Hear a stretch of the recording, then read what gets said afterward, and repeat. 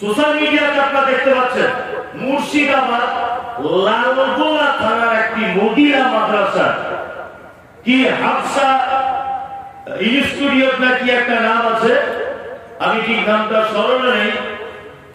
এই হাফসা নামক মাদ্রাসাটি পরিচালনা করেন ইসমাইল মাদানী হাফেজাহুল্লাহ। ওই মাদ্রাসার একটা মেয়েকে আজকে সোশ্যাল মিডিয়াতে দেখলাম, মাত্র 5 মাস বয়স, 5 মাস টাইম লেগেছে, পুরো কোরআন মাজিদ মুখস্থ করে ফেলে দিয়েছে। আল্লাহু আকবার, টোটাল কোরআন মাজিদটা মুখস্থ তার। মুর্শিদাবাদ লালগোলাতে 5 মাস টাইম লেগেছে। সারা পৃথিবীতে এমন কোন বই নেই যে বই হাফেজ খুঁজে পাওয়া যায়, জানেন? পবিত্র আল কোরআনের বিকল্প কোন বই পৃথিবীতে নেই। এবার আপনাকে একটা কথা বলি, যারা হাই স্কুলে পড়েন, এই হাই স্কুলে দেখবেন ক্লাস রুম যেগুলো ভাগ করা হয়েছে, দেখবেন ঠিক এইভাবে ভি উপরে একটা দাগ, নিচে একটা দাগ, ভি একটা দাগ উপরে একটা নিচে, ভি ডবল এরকম একটা দাগ, তারপর উপরে তারপর নিচে, এগুলো থাকে কি থাকে না? এই স্কুলের ছাত্ররা বুঝতে পারছো তোমরা? থাকে থাকে। বলুন তো এটা কোন ভাষা?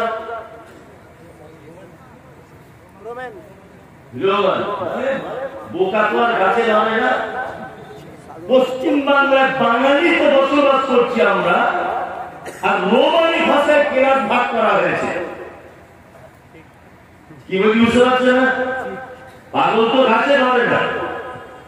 পশ্চিম বাংলায় বাঙালি আর রোমানি ভাষাতে স্কুলে রুম গুলোকে ভাগ করা হচ্ছে, 5, 6, 7, 8, 9, 10 ভাগ করা হচ্ছে না? ভাগ করা হচ্ছে। মানে সব সরকারি পাগলামো ছাড়া আর কিছু নয়। যখন যেটা মুখে আসে তখন সেটা বলে দেয়। কিছুদিন আগে একটা স্লোগান বার হয়েছিল না, ধর্ম যার যার, উৎসব সবার। কথার মধ্যে দুটো পাঠ, ধর্ম যার যার, এটা একদম রাইট। উৎসব হচ্ছে সবার, কেন উৎসব সবার হতে যাবে কেন? এই স্লোগানটা কিন্তু কোন সাধারণ লোক আবিষ্কার করেনি, এটা করেছে রাজনৈতিক মহল থেকে আবিষ্কার হয়েছে এই স্লোগানটা, তাই না? হয়েছে। এই স্লোগান তখন তোমার মুখে মানাবে যখন তুমি সরকারের ক্ষমতা থাকা অবস্থাতে 300 কোটি টাকা পুজোর মণ্ডপে ক্রয় করা হয়েছে। মুসলিম পশ্চিম বাংলাতে যদি 30% বসবাস করে, তাহলে ঈদের সময় তো 10%, অর্থাৎ 100 কোটি টাকা খরচা করা লাগবে, তবেই তোমার মুখে স্লোগান বানাবে। তার আগে বানাবে। দীঘাতে মন্দির করা হচ্ছে, কোন দুঃখ নেই। 100 কোটি টাকা যদি দীঘার মন্দির তৈরি করতে খরচা হয়, তাহলে ভারতবর্ষের মাটিতে পশ্চিম বাংলাতে আমরা যদি 30% মুসলমানদের বসবাস করি, রাম শ্যাম যদু মধু তারা যদি এদেশে কর দেয়, এ রাজ্যে তারা যদি ট্যাক্স দেয়, আমি মুমতাজুল ইসলাম, শফিকুল, আইনুল, খাইরুল, এরা সবাই ট্যাক্স দিয়ে এই রাজ্যে বসবাস করছে। ওখানে যদি 100 কোটি টাকা দিয়ে মন্দির নির্মাণ করা হয়, তার পাশে 30 কোটি টাকা দিয়ে একটা মসজিদ করতে হবে, তবে এই স্লোগানের বাস্তবতা হবে। কি বলছি বুঝতে পারছেন না?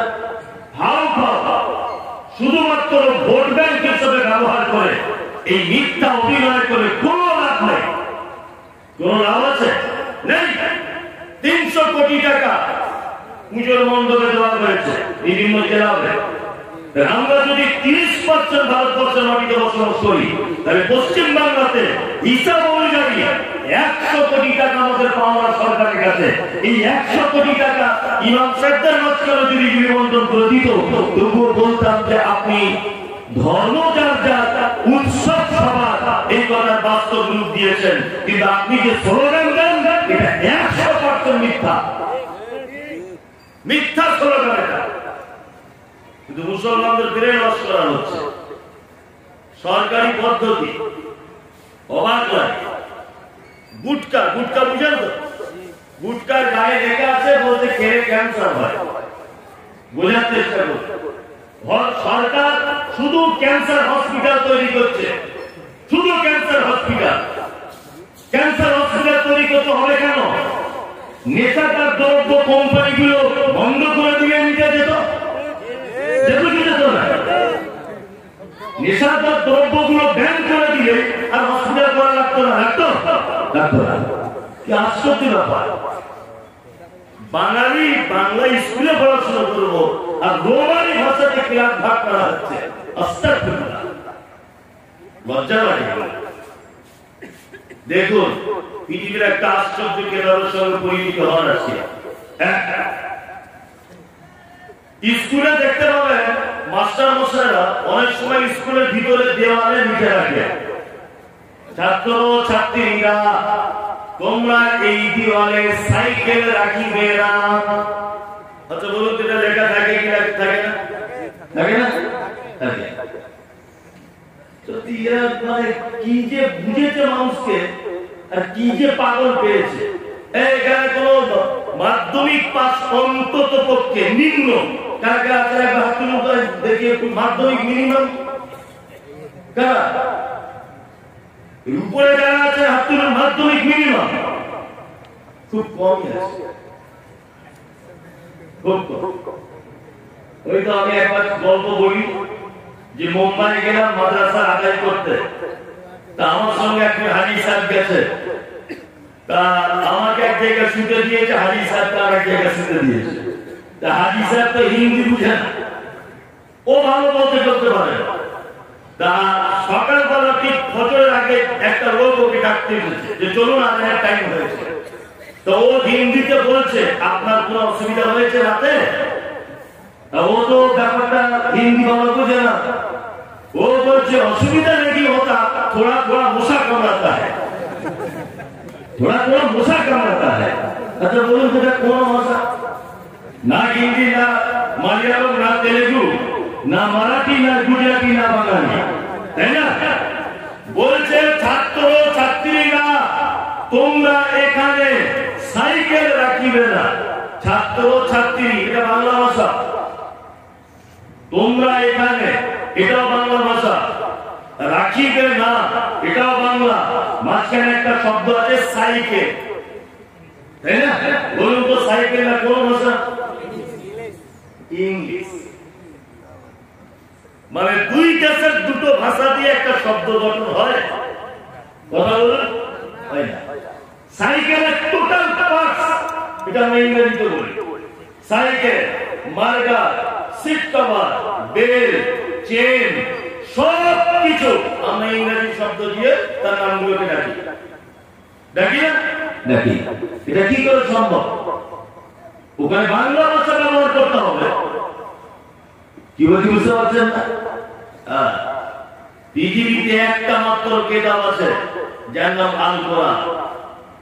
অন্য কোন দেশের ভাষা বা অন্য দ্বিতীয় কোন ভাষা ছাড়াই নিজে নিজে চলতে পারে বা শব্দ গঠন করতে পারে, তার নাম আল কোরআন। আশ্চর্য একটা কিতাব। আমি এই কিতাবের দ্বিতীয় নাম্বার সূরা নাম তার সূরা বাকারা। এই সূরা বাকারা থেকে কয়েকটা কথা বলবো, আপনারা যদি শোনেন আলহামদুলিল্লাহ, না শুনলেও আলহামদুলিল্লাহ। কারণ এই জায়গায় সবাই বসে থাকতে পারবে না, এখানে ফ্রি বসে থাকতে হয়, বরং টাকা দিয়ে তবে বসতে হয়। এটা যদি কোনো এলএমপিতে টাকা সভা হতো তাহলে হয়তো 2-5 কেজি চাল পাওয়ার সম্ভাবনা থাকতো। এখানে তা তো নয়, বরং টাকা পকেট থেকে দিয়ে তবে যেতে হবে। তার মানে এখানে বসা খুব কঠিন। তারপরেও যারা বসে আছেন আপনাদের অসংখ্য ধন্যবাদ। আল্লাহ আপনাদের গোনাহগুলি মাফ করে দিন, বলুন আমিন। সূরা বাকারা, বাকারা শব্দের অর্থ হচ্ছে গরু বা গাভী। এর একটা ঐতিহাসিক প্রেক্ষাপট আছে। বানি ইসরাঈলের একটি লোক, খুব ধনী মানুষ। সূরাকে অবতীর্ণ হলো কেন বলছি? খুব ধনী মানুষ। লোকটির ছেলে একটাই, তার ভাতিজা আছে। তার ভাতিজা এখন ভাবছে যে চাচা তো ছেলে নেই, তাহলে এক কাজ করি, চাচার সম্পত্তি গুলো আমি সব পেয়ে যাব বলে তার চাচাকে সে রাতের অন্ধকারে হত্যা করে দিয়েছে। হত্যা করে পাড়ার একটা লোকের বাড়ির দরজার সামনে ফেলে দিয়ে চলে এসেছে। সকালবেলাতে এ ওকে দোষ দিচ্ছে, এ ওকে দোষ দিচ্ছে, কে মার্ডার করলো নিয়ে পাড়া প্রতিবেশীর ভিতরে একটা মারামারি, দ্বন্দ্ব, খুনোখুনি সৃষ্টি হলো। এক শ্রেণীর মানুষ বলতে লাগলো যে বানি ইসরাঈলে এখনো পর্যন্ত একটা নবী আছে, এই নবীর নাম হচ্ছে মূসা আলাইহিস সালাম। তোমরা কেন এক অপসে মারামারি করছো? চলো নবী মূসার কাছে যাই, তিনি আমাদের সঠিক ফয়সালা করবেন। মূসা আলাইহিস সালামের কাছে দুই দলের লোক এলো। হযরত মূসা বললেন, তোমরা এক কাজ করো, একটা গরু আনো, একটা গরু। তার লোকগুলো খুঁজে খুঁজে একটা গরু আনলো। গরু আনার পরে বিস্তারিত ঘটনা। মূসা আলাইহিস সালাম বলছেন, গরুটাকে জবাই কর। জবাই করা হলো। মূসা আলাইহিস সালাম বলছেন, এই গরুর গোশত বা রক্ত ওই মৃত মানুষটার গায়ে টাচ কর। রক্ত বা গোশত নিয়ে তার শরীরে টাচ করা হলো। লোকটা জীবিত হয়ে গেল। লোকটাকে জিজ্ঞাসা করছে, তোমাকে মার্ডার করেছে কে? বলছে, আমার ভাই, আমার ভাইয়ের ছেলে। এটা বানি ইসরাঈলের একটা কাহিনী। এই যে গাভীর ঘটনাকে কেন্দ্র করে বা এই ঘটনাকে কেন্দ্র করে আল্লাহ সুবহানাহু ওয়া তাআলা পবিত্র আল কোরআনে দ্বিতীয় নম্বর সূরা, সূরা বাকারার নামকরণ করলেন বাকারা, অর্থাৎ গাভী। দুই, এই সূরাটির মর্যাদা কতটা? আমাদের নবী মুহাম্মদ সাল্লাল্লাহু আলাইহি ওয়াসাল্লাম তিনি বলেন, তোমরা তোমাদের বাড়িগুলোকে কবরস্থানে পরিণত করে দিও না। যে বাড়িতে সূরা বাকারা তেলাওয়াত করা হয় না, ওই বাড়িটি কবরস্থানের সঙ্গে তুলনা করেছেন মুহাম্মদ সাল্লাল্লাহু আলাইহি ওয়াসাল্লাম। সত্যি আমাদের বাড়িগুলো আজকে কবরস্থানে রূপান্তরিত, তাই না? নিয়ে যা আগেকার দিনে ফজরের নামাজ পড়ে রাস্তা দিয়ে ঘুরতে ঘুরতে গেলে, তসবিহ করতে করতে গেলে বাড়ির ভিতর থেকে একটা গুনগুন গুনগুন করে মেয়েদের কোরআন তেলাওয়াত কানে ভেসে আসতো। আসতো কি আসতো না? আসতো। আর এখন ফজরের নামাজ পড়ে আপনি রাস্তা দিয়ে হাঁটলেন, মোবাইলে তার বেটা গান শুনছে, তার বেটি গান শুনছে, তার স্ত্রী গান শুনছে, সেই শব্দ আপনার কানে ভেসে আসবে।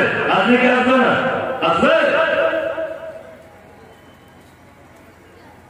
বাড়িতে অনেক সময় বাচ্চারা কোরআন তেলাওয়াত করে, মানে বাচ্চারা ঘুমে ঘুরে কি দিয়ে ওঠে না, ভয় করে ওঠে না বাচ্চারা। আর আমাদের মেয়েরা কি করে? মেয়েরা গিয়ে তাড়াতাড়ি ইমাম সাহেবের কাছে নিয়ে যায়, এক বোতল পানি আর একটু খাঁটি সরষের তেল একটু ঢেলে দেন, আর তেলটা পড়ে যায়। বাচ্চারা রাতের বেলা কাঁপে কেঁপে উঠছে, ভয় করছে, ডর লাগছে, বলে কি বলে না মেয়েরা? ইমাম সাহেবের কাছে যায় না তেল পানি তাবিজ করতে? তো যেতেই হবে। কারণ হচ্ছে এই, আল্লাহ নবী সাল্লাল্লাহু আলাইহি ওয়াসাল্লাম তিনি বলেছেন, যে বাড়িতে সূরা বাকারা তেলাওয়াত করা হয় ওই বাড়িতে শয়তান প্রবেশ করে না। আমাদের বাড়িগুলো সব শয়তানে বাসা বেঁধেছে, বাসা বেঁধেছে, পুরো বাসা বেঁধে ঘিরে আছে শয়তান। আল্লাহ সুবহানাহু ওয়া তাআলা বলেন, কি বলেন? আলিফ লাম মিম, এটা হচ্ছে হুরুফে মুকাত্তিআত। আলেমরা ভালো জানবেন, মানে বাংলাতে বলা হয় বিচ্ছিন্ন অক্ষরমালা। এর মানে মতলব আমি কিছু জানি না। মুহাম্মদ সাল্লাল্লাহু আলাইহি ওয়াসাল্লাম জানতেন না, এই জন্য তিনি কিছু বলেননি। সাহাবীগণ জানতেন না, এই জন্য ওনারাও কিছু বলেননি। কিন্তু বর্তমানে কিছু ঠাকুর, বর্তমান কিছু পীর নামের ঠাকুর, তারাই ব্যাখ্যা বিশ্লেষণ করছে। বলছে আলিফ লাম মিম মানে আলিফ থেকে আল্লাহ, মিম থেকে লাম থেকে ফাতেমা, মিম থেকে মোহাম্মদ। এই ঠাকুরেরা ব্যাখ্যা করছে। অথচ পৃথিবীর সব থেকে দামি মানুষ মুহাম্মদ সাল্লাল্লাহু আলাইহি ওয়াসাল্লাম এর ব্যাখ্যা করেন নি। আল্লাহ তাআলা তারপরে বলছেন যালিকাল কিতাব লা রাইবা ফীহি হুদাল লিল মুত্তাকিন। আল্লাহ বলছেন ওই কিতাব, এতে কোনো সন্দেহ নাই।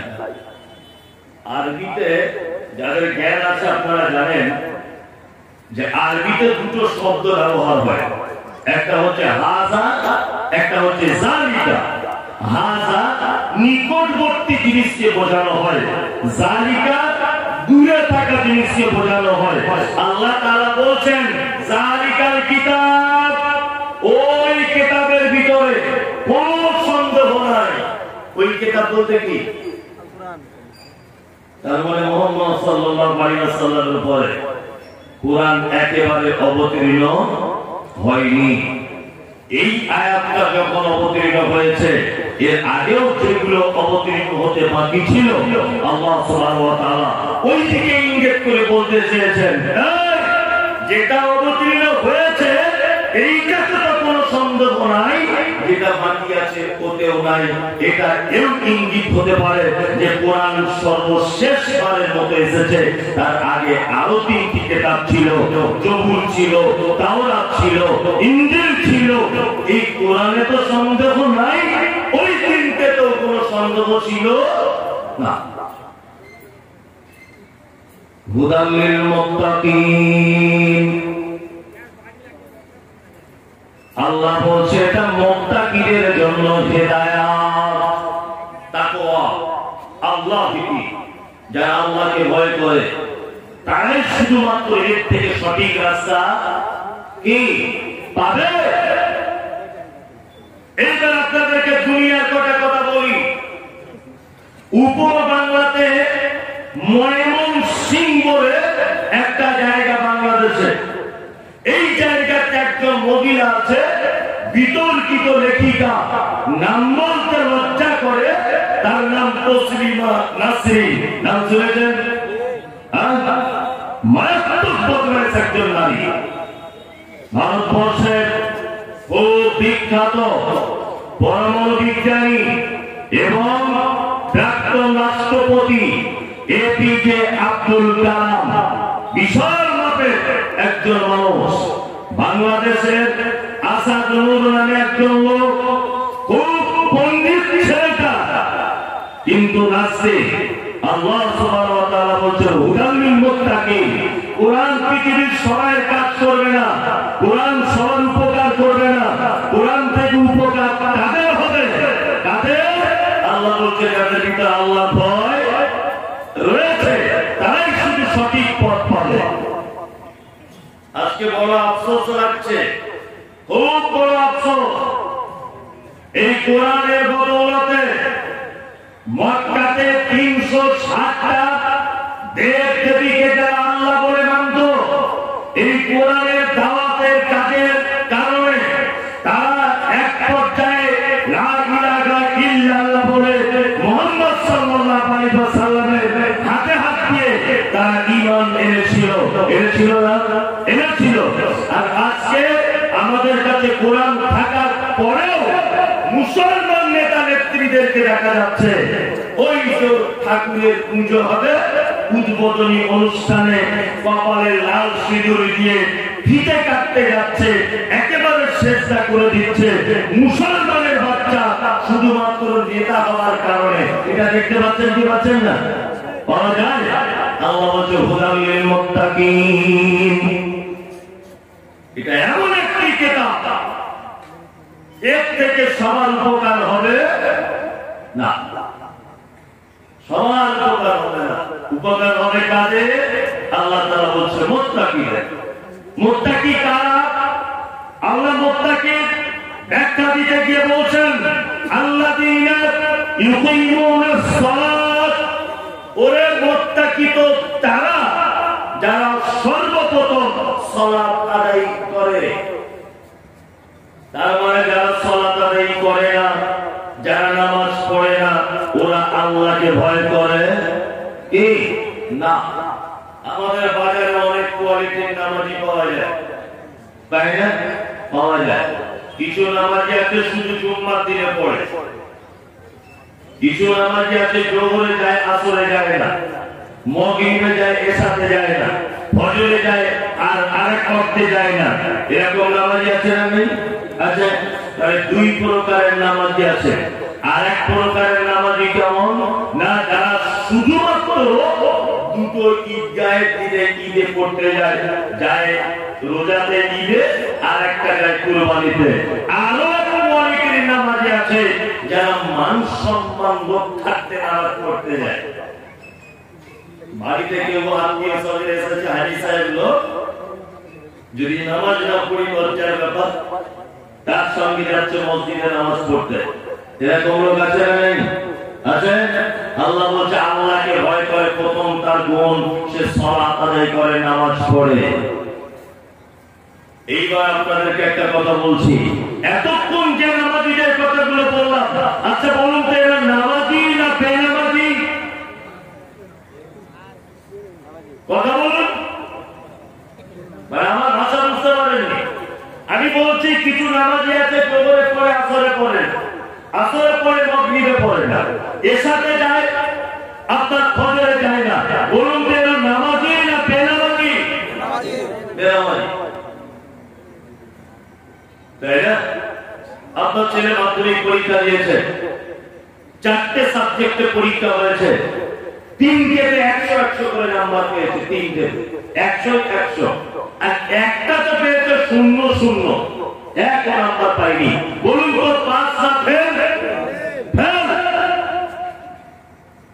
3 ওয়াক্তে পড়েছে, 1 ওয়াক্ত পরেই 0, ও বেনামাজি ফেল। আল্লাহু আকবার। নামাজ এমন একটি ইবাদত, বাধ্যতামূলক, যে ইবাদত ছাড়া জান্নাতে যাওয়া কি যাবে না। আমি শুনেছি ঘুষ দিলে নাকি চাকরি পাওয়া যায়, শুনেছি আমাদের দেশের মাটিতে ঘুষ দিলে চাকরি পাওয়া যায়।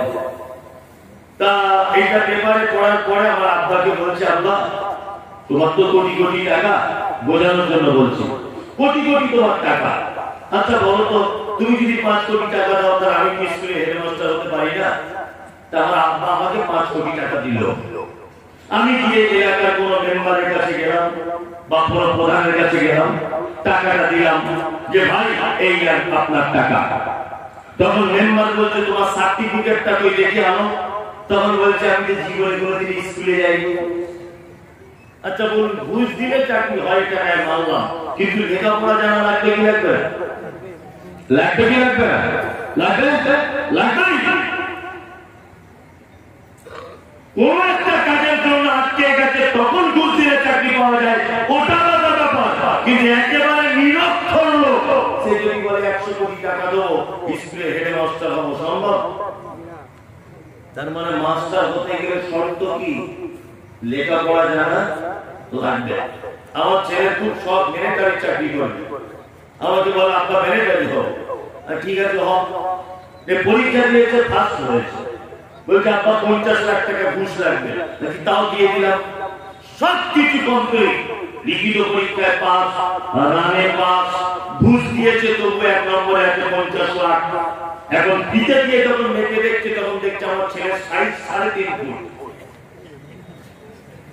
বোঝার চেষ্টা করুন, আমার ছেলে সাইজ 3.5 ফুট। বলুন তো আমার ছেলে মিলিটারিতে চান্স পাবে? পাবে না, পাবে না। তাহলে মিলিটারিতে চান্স পেতে গেলে মূল শর্ত কি? হাইট ভালো হতে হবে, তাই না?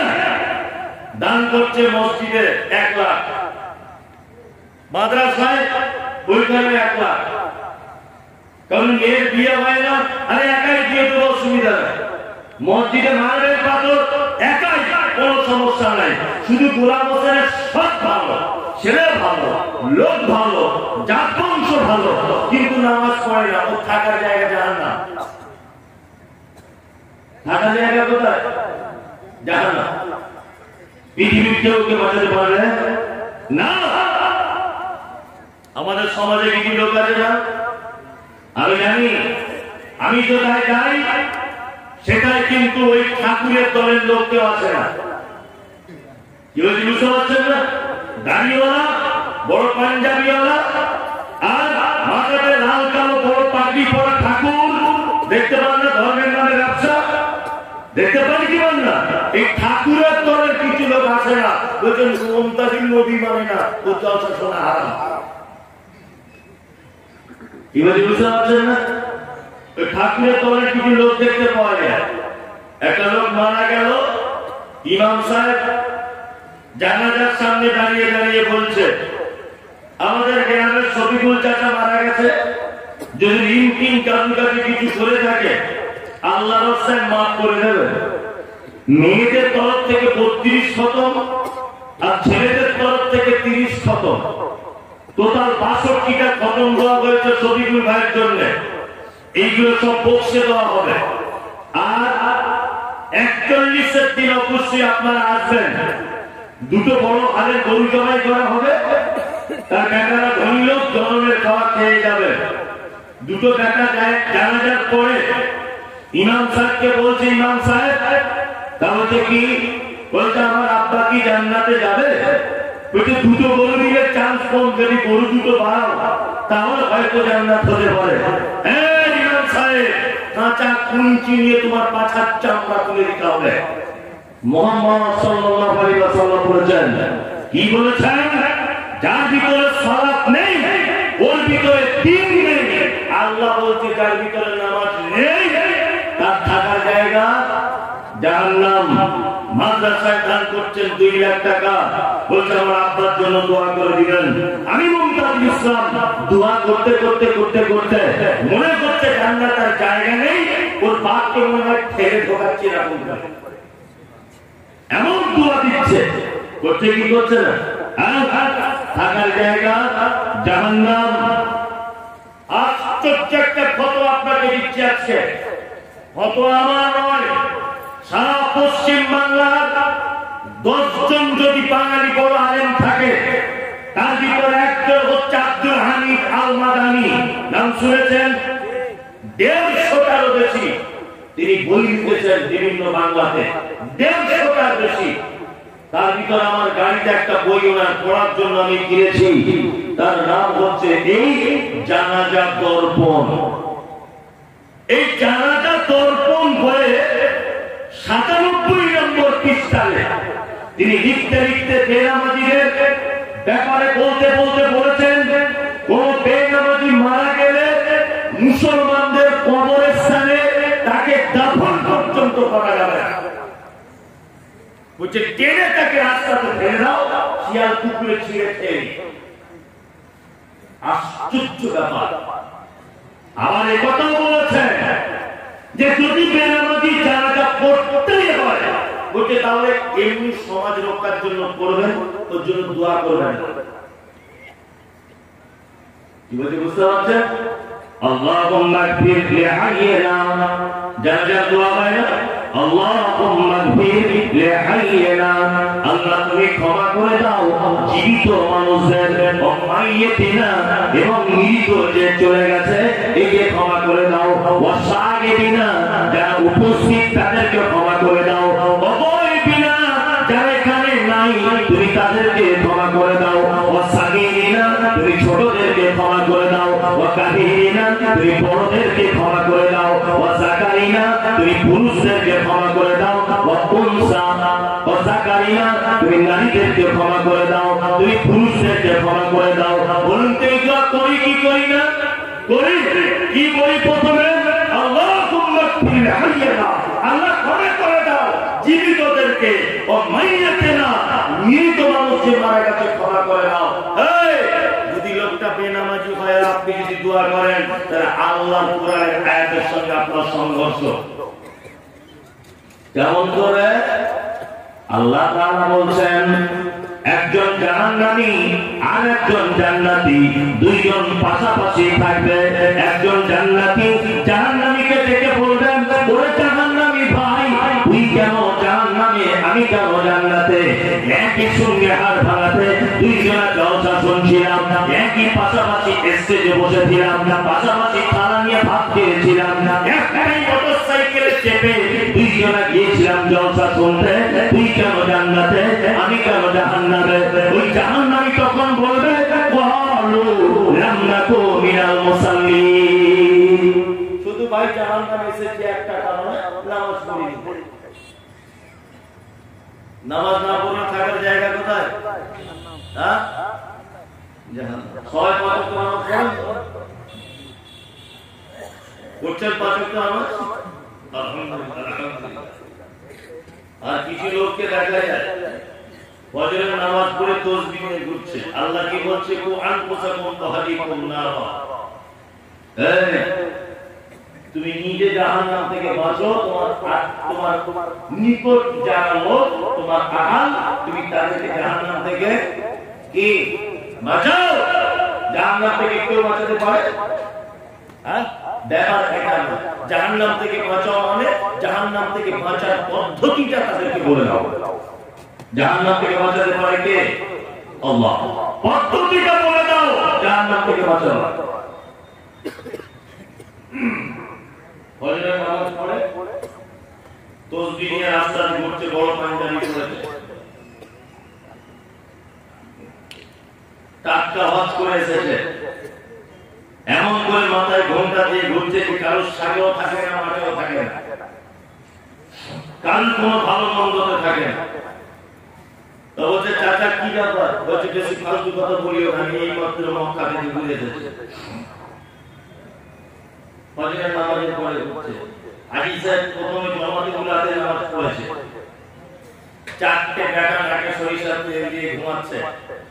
হাজী সাহেব একবার আসার সময়তে দরজায়, খাইরুল, সাইফুল, ওই মঞ্জুর, ওই শফিকুল, ওই চল, আজান হয়েছে, চল মসজিদে চল। একটা লোক এখানে আছেন, বলতে পারবেন যে আমি আমার বেটাকে এটা বলেছি? একটা লোক আছে? নাই।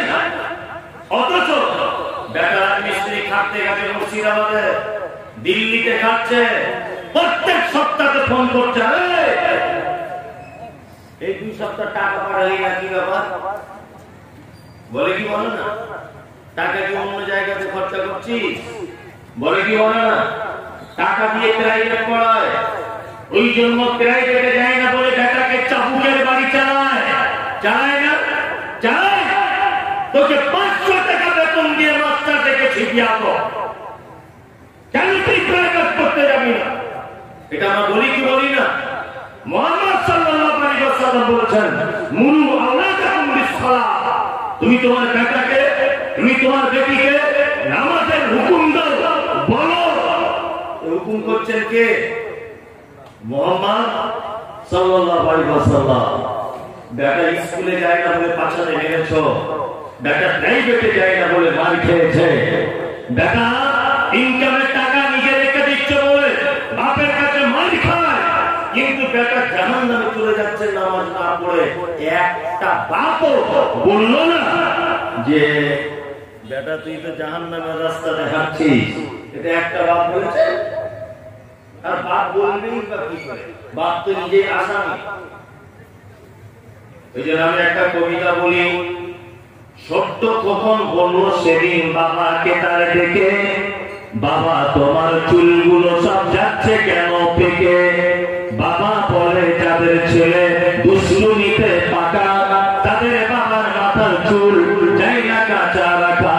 ছোট্ট কখন বললো তখন হয়নি আমার ভুল, তুমিও তো ছিলে আমারই মতো, তাই পেকে ছিল দাদুর চুল। কি বুঝলে?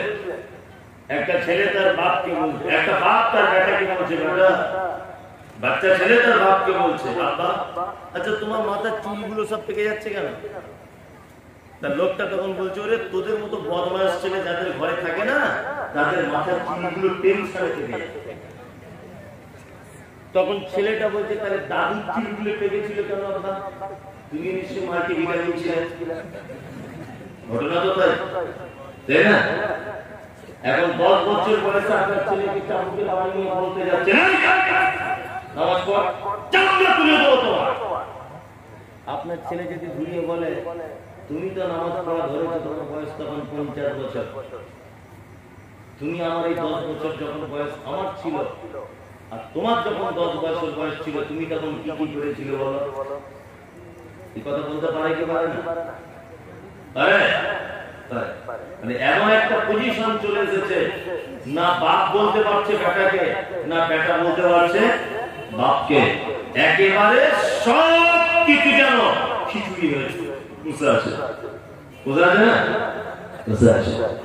আল্লাহু আকবার। আল্লাহ তাআলা বলেন মুত্তাকিরা আল্লাযীনা ইউকিমুনাস সালাত, যারা সালাত আদায় করে। অমিম্মা রাযাকনাহুম ইনফিকুন। আল্লাহ তাআলা মুত্তাকিদের বর্ণনা দিতে গিয়ে বলছেন আল্লাযীনা ইউমিনুনা বিল গায়বি, যারা আল্লাহকে বিশ্বাস করে না দেখে, ইউকিমুনাস সালাত, যারা সালাত আদায় করে, অমিম্মা রাযাকনাহুম ইনফিকুন।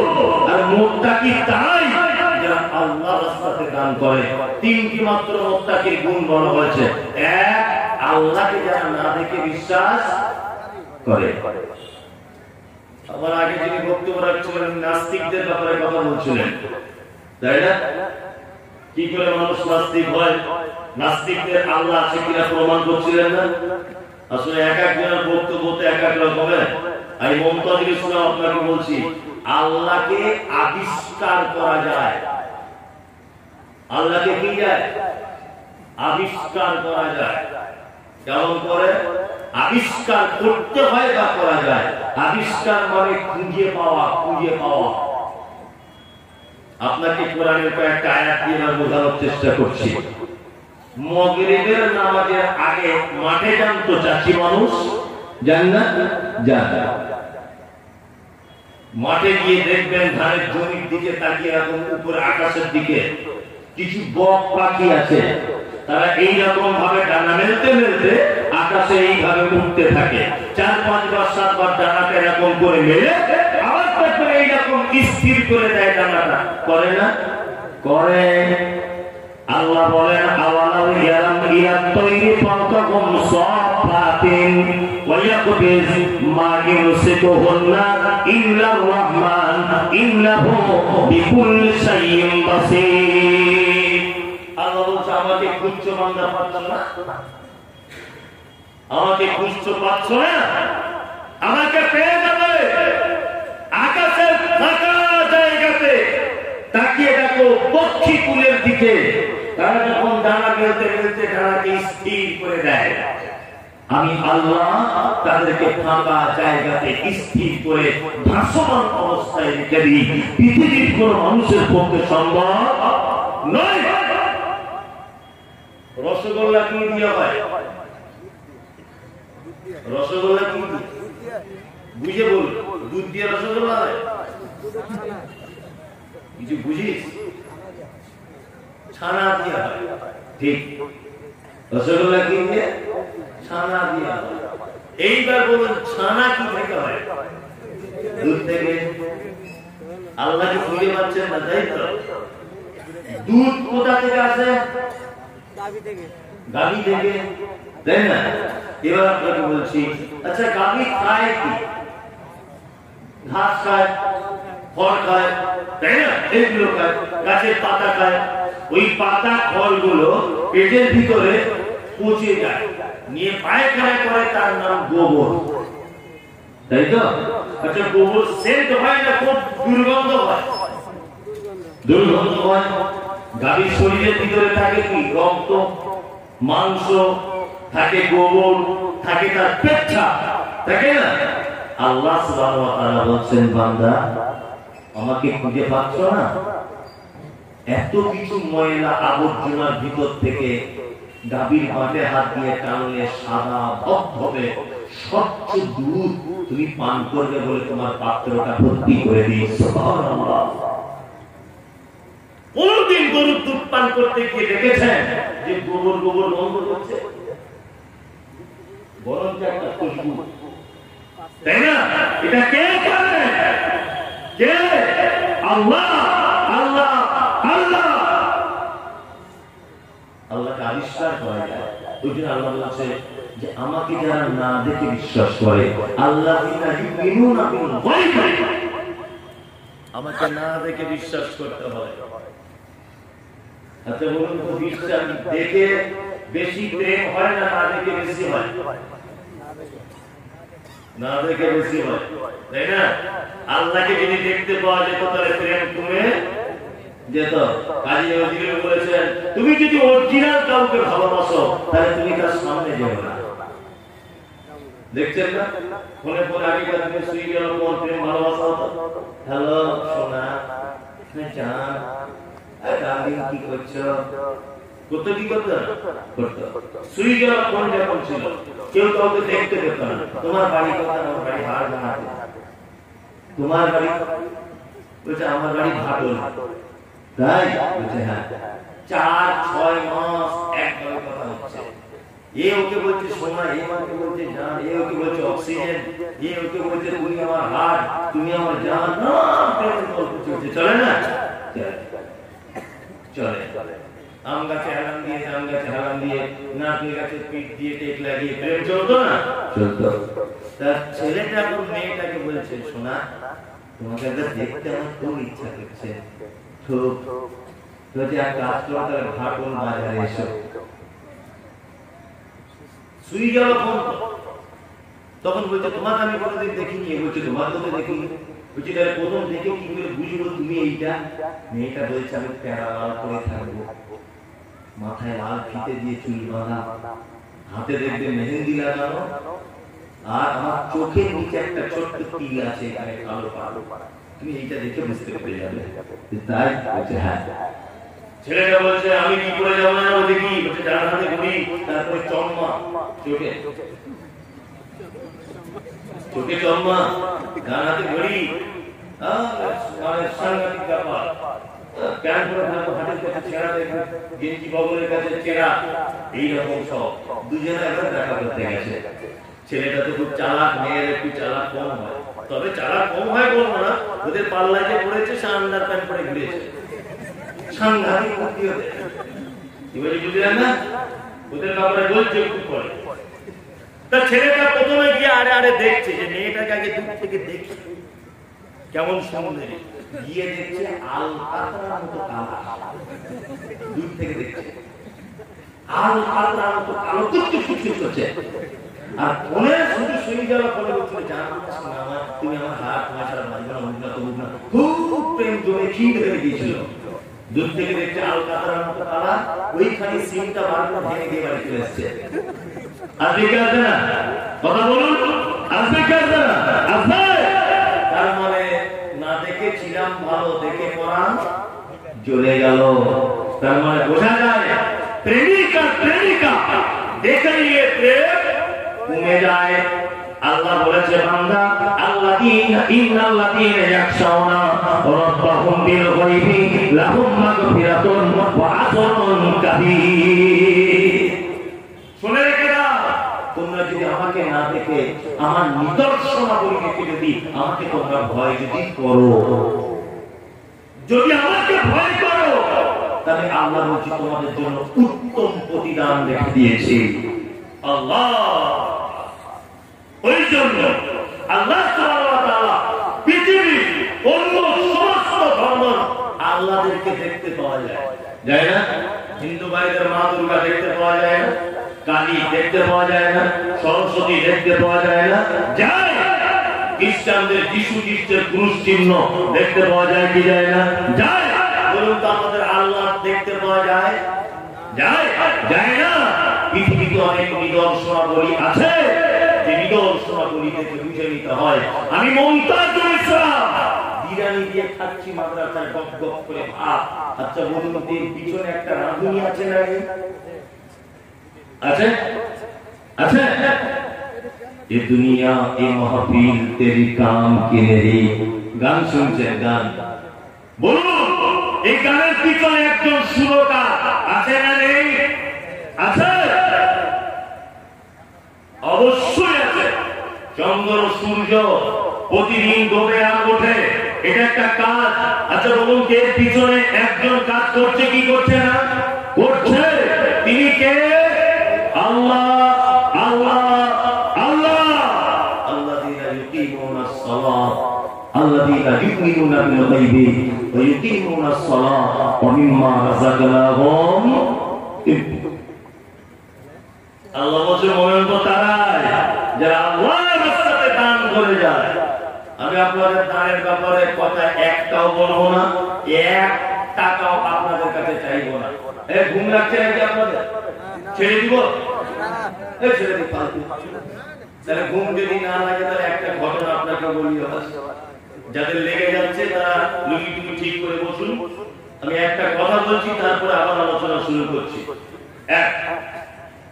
শীতকালে দেখবেন হাঁসের গায়ে খুব চর্বি হয়, তাই না? হাঁসের গায়ে শীতকালে চর্বি হয় না? লোক দেখবি জবাই করে হাঁসের গোশত খায় শীতকালে, খায় না? একটা স্কুলের হেডমাস্টার হাঁসের গোশত খেতে তার খুব ইচ্ছা হয়েছে। গল্পটা ভালো করে শুনুন, এতে জ্ঞান আছে। হাঁসের গোশত খেতে ইচ্ছা হয়েছে, তা বাজার থেকে একটা হাঁস কিনে নিয়ে এসেছে। ওর স্ত্রীকে বলছে জুট করে কষা কষা করে ভালো করে রান্না কর, স্কুল থেকে বাড়ি এসে খাবো। আর এক কাজ করবি, তুই হাঁসের সবগুলো খাবি, রান দুটো আমাকে দিবি। রান বুঝেন তো? এই যে রান দুটো আমাকে দিবি, তুই সব খাবি। ওর স্ত্রী এখন বাড়িতে রান্না করতে করতে খুব ভালো সেন্ট বার হচ্ছিল, একটা রান তুলে খেয়ে দিয়েছে। বুঝলেন তো? লোকটা স্কুল থেকে বাড়ি এসেছে, ওর স্ত্রী ভাত দিয়েছে একটা রান দিয়ে। তখন মাস্টার বলছে, কি ব্যাপার রে সামিনা, আর একটা রান কোথায় গেল? তোকে বললাম রান দুটো আমাকে দিবি। তখন স্ত্রী বলছে, তোমার বুদ্ধি আছে ঘোড়া দিয়ে? চাকরিটা দিয়েছিল কত? চাকরি সরকার দিয়েছে। বলছে আমার মতো লোক হলে তোর জীবনে চাকরি হবে না। বলছে কেন? বলছে হাঁসের ঠ্যাং হয় কটা রে যে তোকে দুটো রান দিতে হবে? হাঁসের তো একটাই ঠ্যাং।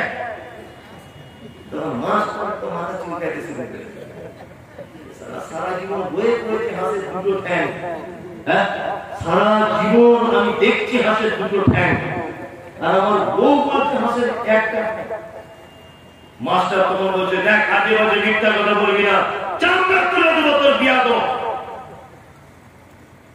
তখন মাস্টারের বউ বলছে, আর যদি একটা ট্যাং দেখাতে পারি?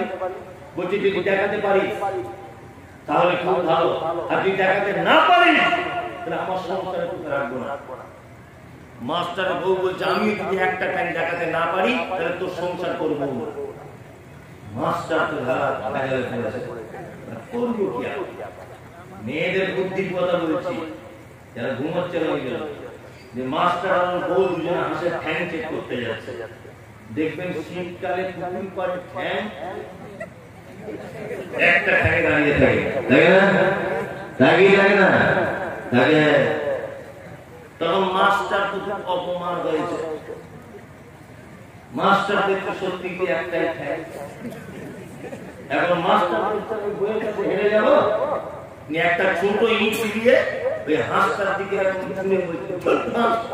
যেই বলেছে তখন হাঁস দুটো পাওয়ার করে ছুটছে। তখন মাস্টার বলছে, তখন মাস্টারের বউ বলছে, এতক্ষণ কটা ঠ্যাং ছিল? এতক্ষণ একটা ছিল। বলছে দুটো হলো কেমন করে? বলছে ইট মেরেছি তাই হয়েছে, পা বার করেছে। মাস্টারের বউ তখন বলছে, আল্লাহ কসম দিয়ে বলো, যখন হাঁস বাজার থেকে কিনে আনো ইট মেরে কিনেছিলেন? ইট মেরে তো কেনা হয়নি। বলছি তাহলে ওই মালটার একটা পা ছিল, তুমি এইটা ইট মেরেছো বলে দুটো পা হয়েছে, ওটার পরে ইট মারনি। কি বলি বুঝতে পারছেন না? একটু আগে বলেছি না, ওদের পাল্লায় যে পড়েছে তারা পাল্লাটা বেঁচে গেছে।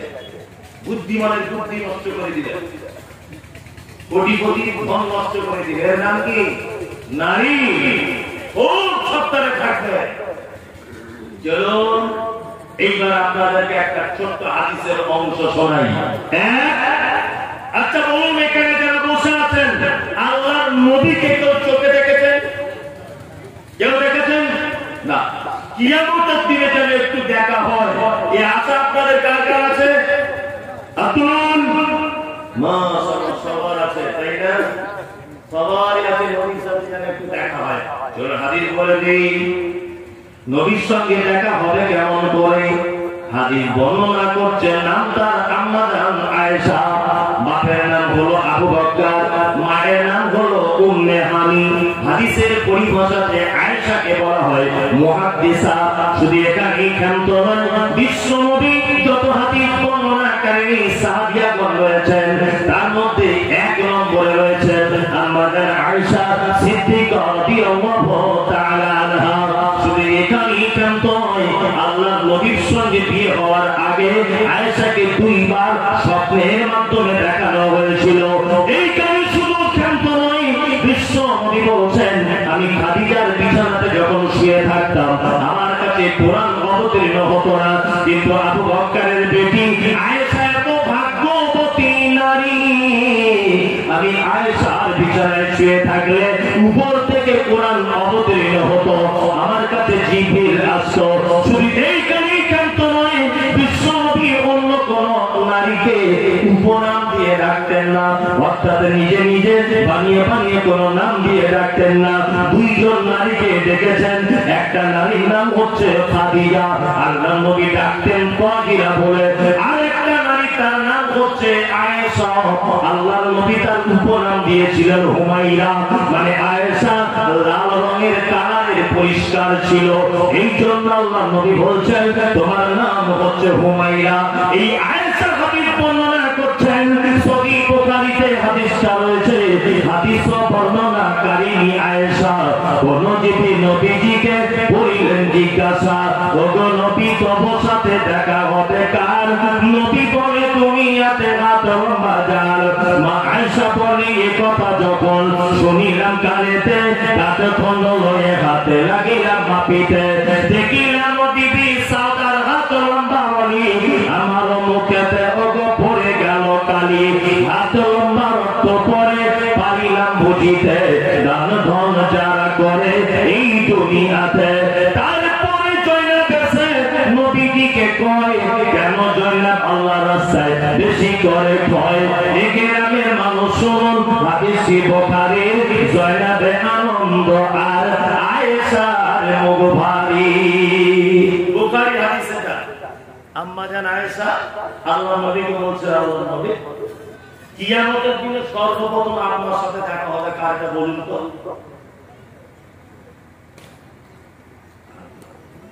কার সঙ্গে দেখা হবে বলুন? আমাদের আয়েশার কথা বলার পরে নবীজি বলছেন যার হাত লম্বা তার সাথে দেখা হবে।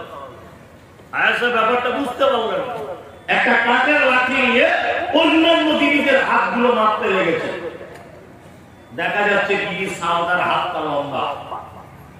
আল্লাহ নবী আরেকজন দিদি আয়েশা তখন বলছেন, ইয়া রাসূলুল্লাহ তাহলে কি আপনার সাথে আমার দেখা হবে না? বিশ্ব নবী বলছেন, আয়েশা রে ওই রকম হাত লম্বা নয়, দানের ব্যাপারে যারা হাত লম্বা করে দেয়, আমি মুহাম্মদ সাল্লাল্লাহু আলাইহি ওয়াসাল্লাম বলছি কিয়ামতের দিনে তার সাথে প্রথমে দেখা হবে। যদি বলছেন মরিসের মাদ্রাসায় গিয়ে চাওয়াল লাইন করছেন নাকি? না, এটা আপনাকে একটা গুরুত্বপূর্ণ হাদিস বলবো, কি বলি বুঝতে পারছেন না? তারপরে একটা কথা বলে রাখছি, ভ্যাট না করলে কিন্তু কিছু ভিক মেলে না, কিছু ভ্যাট করা লাগে, লাগে না? দেখবেন বাজারে ঘাটে অনেক মানুষ ভিক্ষা চাইছে, লা ইলাহা ইল্লাল্লাহ, বাপ দুটো ভিক্ষা দাও, কেউ দেয়। আর একজনে দেখবেন চালাকি করে সাদা কাপড়ের ব্যান্ডেজ করে উপরে আঁখের গুড় লাগিয়ে দিয়েছে, গুড় বুঝে গুড় লাগিয়ে দিয়েছে, নিয়ে মাছি পো পো পো পো করছে ওর উপরে।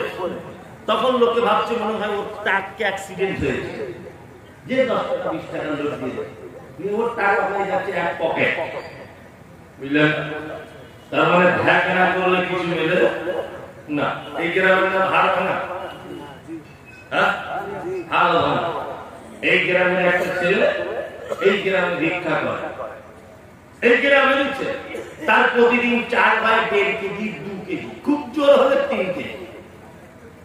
আর ওই আপনার পাশের গ্রামে সুলতানপুর, ওই গ্রামের একটা মেয়ে এই গ্রামে ভিক্ষা করতে আসে, তার প্রতিদিন 4 ভাই মোটামুটি 5 কিলো 10 কিলো 15 কেজি পর্যন্ত।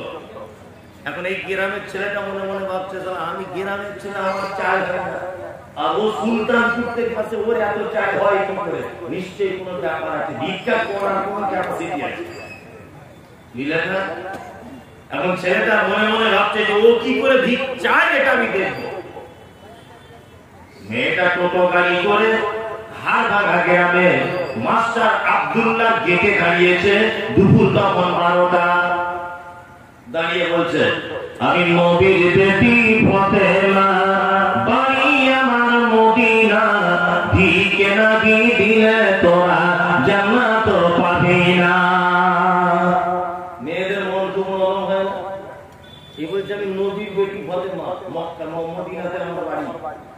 এখন শফিকুল মাস্টারের বউ দেখতে হলে হতো মেয়েদের মধ্যে ঘরে দেখবেন বাপ মরে গেল যেমন কাঁদে, বাড়ির ডিম পাড়া মুরগিটা মরে গেল একই রকমের কাঁদে। এত নরমের মন, বুঝলেন না? ও যখন নবীর বেটির নাম শুনেছে 1.5 কেজি চাল দিয়ে দিয়েছে। ছেলেটা তখন ভাবছে চিটিং বাজ দেখেছি মারাত্মক চিটিং বাজ, নবীর বেটির নামে চাল কিনছে। স্বামীর নাম কি ছিল? হযরত আলী। মেয়েটা একটা বাড়ি গেল, গিয়ে বলছে আমি নবীর বেটি ফাতেমা, বাড়ি আমার মদিনা, দিকে নাকি দিনে তোরা জান্নাত পাবি না। ছেলেটা সহ্য হলো না, আস্তে আস্তে করে মেয়েটার পিছনে টুকটুক করে আগিয়ে গিয়ে বলছে আমি হলাম হযরত আলী, এতদিন তুই কোথায় ছিলি? তোর প্রেমেতে পাগল আমি, আজকে তোকে ছাড়বো না। তুই যদি ফাতেমা হবি আমি হযরত আলী, চাল যা হবে দুজনা পিটি পিটি করে মারবে, উঠি মারবে। তার মানে ঢাকনা করলে কিছু ঠিক মিলবে না। আল্লাহ বলছে মুত্তাকি তো তারা ইউনফিকুন, তাদেরকে আমি যে বুঝিয়ে দিয়েছি তার থেকে আল্লাহর রাস্তায় কিছু দান করবে। মাদ্রাসা থেকে আসবে, মসজিদ থেকে আসবে, মক্তব থেকে আসবে, এতিমখানা থেকে আসবে, বিধবা আসবে, অসুস্থ আসবে, মিসকিন আসবে, ফকির আসবে।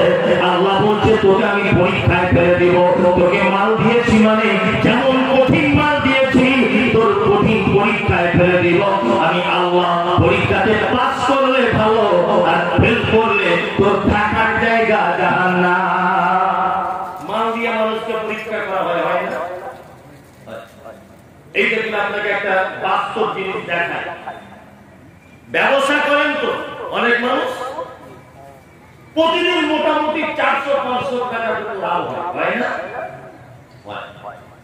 একদিন দেখবেন হঠাৎ 3000 টাকা লাভ হয়েছে, খুব বদল বাজাচ্ছে, আজকে দান মেরে দিয়েছি 3000, তাই না? আল্লাহ বলছে বান্দা শোন, 3000 যেটা দিয়েছি এটা তোর টাকা নয়, এটা তোর কত ইমানদারিতা আছে পরীক্ষা করার ব্যাপারে। 3000 টাকা নিয়ে রোদে পুড়ে পুড়ে বাড়ি এলেন, দুপুর দুটাতে গোসল করেছেন, ভাত খেতে বসেছেন।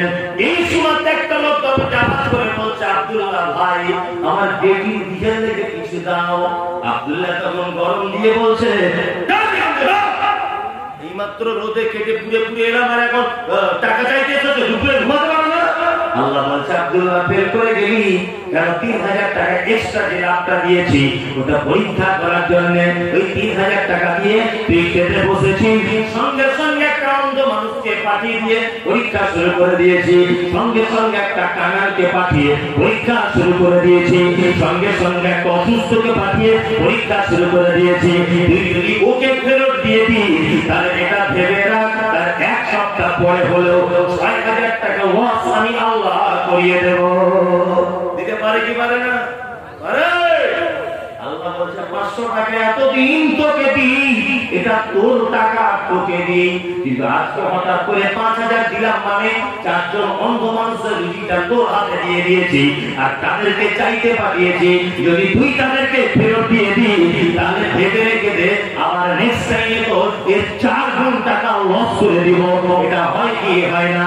আল্লাহ পবিত্র আল কোরআনে বলছেন লান তানালুল বিররা হাত্তা তুনফিকু মিম্মা তুহিব্বুন। তুমি যদি কল্যাণে থাকতে চাও, তুমি যদি নিজেকে ভালো রাখতে চাও, আমার আল্লাহ বলছে তোমার প্রিয় বস্তুকে আমার রাস্তায় দান করে দাও। প্রিয় বস্তুকে দান করো। আমি মমতাজুল ইসলাম আমার নিজের মাদ্রাসা আছে একটা মহিলা, সোশ্যাল মিডিয়াতে দেখেছেন আমাদের অধিকাংশ মানুষের দান কবুল হয়েছে। এই মাদ্রাসায় যে ছাগলগুলো আকিকার জন্য বা সাদকার জন্য আছে, শুধু ছাগলের কোয়ালিটিটা দেখবে, কি মনে করা ঠিক বলছি তো? না যায় ছিঁড়ে খাওয়া, না যায় চেটে খাওয়া, এমন অবস্থা। বেটার আকিকা দিচ্ছে তো বাজারে গিয়ে ছাগল খুঁজছে, বলতে সব থেকে কম দামে তো দেখো। এটা কি একটা ইবাদত? দান কি? দানটা একটা ইবাদত। আমি আমার মাদ্রাসার যে দরওয়ান যাকে রেখেছি একটা পুরোনো মানুষ, তাকে বলে দিয়েছি যে ছাগল যারা দান করতে আসবে, যদি দেখো যে গায়ে লোম নাই, ভালো চলতে পারছে না, কোঁজে রেঙিয়ে চলছে, ওকে বলে দিও তোর ছাগল তুই বাড়ি গিয়ে তোরা বউ আপনি ভেজে খেয়ে মাদ্রাসায় রাখবে। ছাগল তোমার দান করতে বলেছে কে? দান যখন করবেন উত্তম জিনিস করবেন। রমজান মাসে দেখতে পাওয়া যায় না কিছু লোকের আল্লাহ টাকা দিয়েছে, এই টাকাতে শাড়ি আর লুঙ্গি বিক্রি করে না? দেখেছেন করে কি করে না? যদিও জাকাত লুঙ্গি শাড়ি দিয়ে আদায় হবে না। কোন মানুষ যদি জাকাত লুঙ্গি আর শাড়ি দিয়ে বিক্রি বন্টন করে হবে না, তার জাকাত হবে না, কারণ জাকাত টাকা দিয়ে দিতে হবে।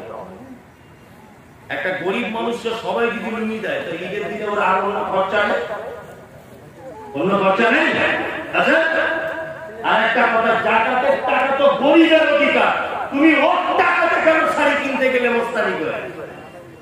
টাকা তো তুমি কেন ওর টাকাতে খোদানি করে শাড়ি ব্লাউজ কিনতে গেলে? জাকাত বার করে দেওয়ার পরে তোমার সলিড যে মাল আছে ওইটা থেকে তুমি জাকাতের মানে দান হিসাবে তুমি শাড়ি ব্লাউজ কিনে বিক্রি করো। ঘটনা ঘটে কি ঘটে না? রমজান মাসে 20টা শাড়ি বিক্রি করছে কত দামে? 170 টাকা দামে। মানে এইরকম করে ধরলে উপরে কি আছে সব দেখা যাবে, চারিদিকে সব দেখা যাবে। এরকম লোক আছে না নেই? আছে। আর ওর বউ যে শাড়িটা পরছে 1,500 টাকা দামে, এই শাড়ি দিলে মারাত্মক পাপ হবে। নবীজি বলেছেন তুমি নিজের জন্য যেটা পছন্দ করো, তুমি তোমার ভাইয়ের জন্য সেটা পছন্দ করো। 20টা শাড়ি দিতে হবে না, আপনি 2টো শাড়ি দেন, একটু দামি দেখে দেন। 100টা লুঙ্গি দিতে হবে না, আপনি 20টা লুঙ্গি দেন, একটু ভালো মানুষের মতো দেন। আল্লাহ তাআলা বলেছেন উত্তম জিনিস তোমাদেরকে কি করতে হবে? আল্লাহর রাস্তায় দান করতে হবে। পৃথিবীতে একটি মাত্র ইবাদত যা আপনার বিপদ থেকে বাঁচাতে পারে, তার নাম কি? দান। কিছুদিন আগে পোলিও করোনার ভ্যাকসিন দিচ্ছিল না? যাদের হয়নি তাদেরও দিচ্ছিল ভ্যাকসিন, দিচ্ছিল না? দিচ্ছিল। কারণ কি? যাতে ভ্যাকসিন দিলে আর ওই রোগটা নিজের শরীরে ঢুকে না যায়, তাই তো? নবীজি বলেছেন as-সাদাকাতু তুরাদ্দুল বালা, সাদকা এমন একটা ভ্যাকসিন, সাদকা এমন একটা রোগকে প্রতিরোধ করে, তার নাম হচ্ছে দান। আপনি যদি দান করে দেন, আপনি যদি সাদকা করে দেন, তাহলে কি হবে না আপনার আগামী দিনে যদি কোনো বিপদ আসা যদি হয়, নবীজি বলছে তার বিপদকে আটকে দেওয়া হবে, তার বিপদ আটকে দেওয়া হবে। আমরা সাদকা দান করি শেষ মুহূর্তে করি।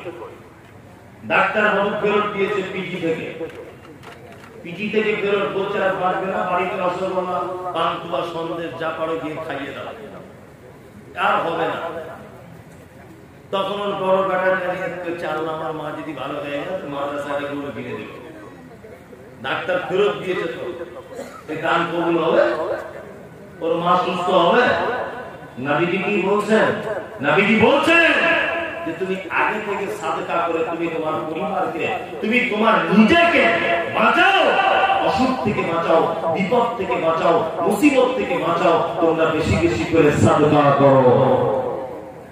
আল্লাহ পবিত্র আল কোরআনের ভিতরে বলছেন, আবার বলছেন আল্লাহ সুবহানাহু ওয়া তাআলা দানের ব্যাপারে যত কথাবার্তা বলেছেন, তারপর আবার বলছেন ওয়াল্লাযীনা ইউমিনুনা বিমা উনজিলা ইলাইকা ওয়া মা উনজিলা মিন ক্বাবলিকা ওয়া বিল আখিরাতি হুম ইউকিনুন। মুত্তাকি তারা যারা বিশ্বাস করবে যেটা তার রবের পক্ষ থেকে অবতীর্ণ হয়েছে, অর্থাৎ কোরআনটাকে এর আগেও যে সমস্ত কিতাবগুলি এসেছে তাদের প্রতি বিশ্বাস করবে। আর কি করবে? মুত্তাকি ওয়াবিল আখিরাতি হুম ইউকিনুন। কিয়ামতের প্রতি তারা বিশ্বাস করবে। কিয়ামত হবে এটা বিশ্বাস আছে তো?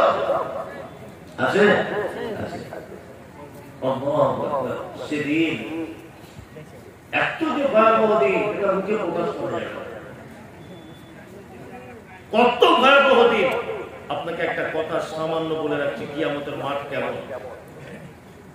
কিছুদিন আগে তুরস্কের মাটিতে একটা ভূমিকম্প হয়েছিল, শুনেছেন? শুনেছেন? বিজ্ঞানীরা বলছে ভূমিকম্পের উৎপত্তি হয়েছে মাটি থেকে 8,000 ফুট নিচে। মূল ভূমিকম্পটা হয়েছে 8,000 ফুট নিচে তুরস্কের ভূমিকম্প হয়েছিল। তার ফলে উপরে বিল্ডিং গুলো থর থর থর থর করে কাঁপতে কাঁপতে অজস্র মানুষ মারা গেছে। আপনারা দেখেছিলেন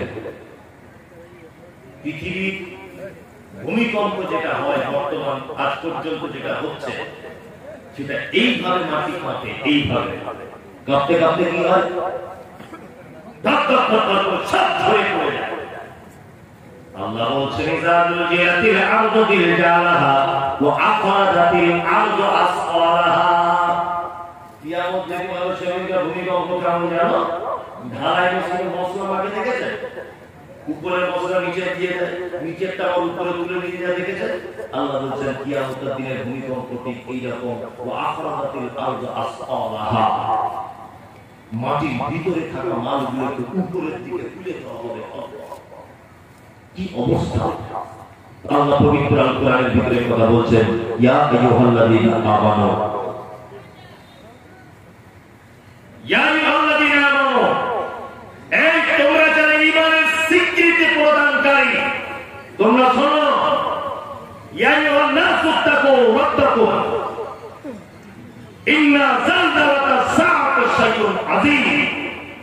আল্লাহ বলছে হে লোক সকল, তোমরা রবকে ভয় করো, নিশ্চয়ই কিয়ামতের দিনের আযাব বড় কঠিন। কঠিন না? কঠিন। কত কঠিন? আল্লাহ বলছেন ইয়ামা তারাউনাহা তাযহালু কুল্লু মুরজিআতিন আম্মা আরজাআত ওয়া তাসউ কুল্লু যাতি হামলিন হামলাহা ওয়া তারান নাসা সুকারা ওয়া মা কুম বিসুকারা ওয়ালাকিন আযাবুল্লাহি শাদীদ। যেদিন গর্ভবতী মা তার পেটের বাচ্চাকে নিচের দিক দিয়ে ফেলে দেবে, বুঝতে পারবে না, মানুষকে দেখতে পাওয়া যায় মাতার মতো ঘুরছে। একজন দুগ্ধ দানকারী মা তার বাচ্চাকে দুধ পান করাতে ভুলে যাবে, এর নাম কিয়ামতের মা।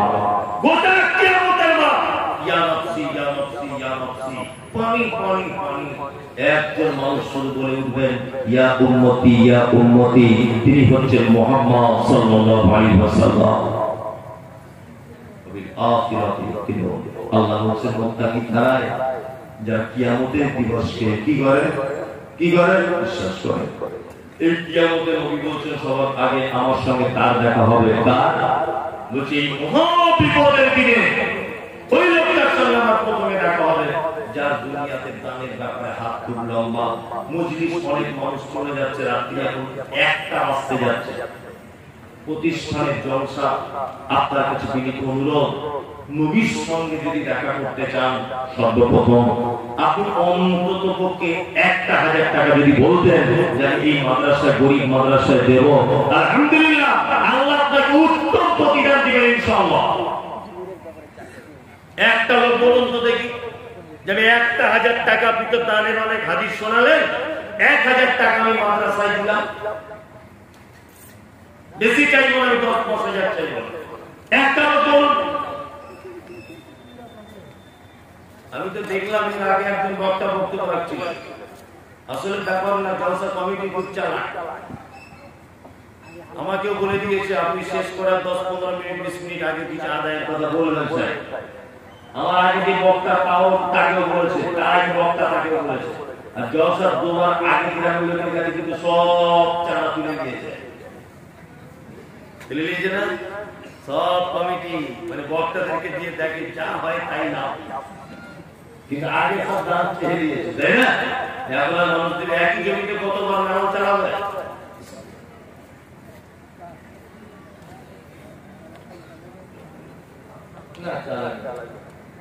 জি না, জি এটা মাদ্রাসার ব্যাপার বলতেই হবে।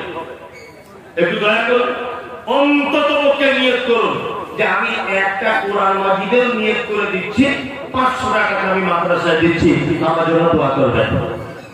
বলুন না আল্লাহ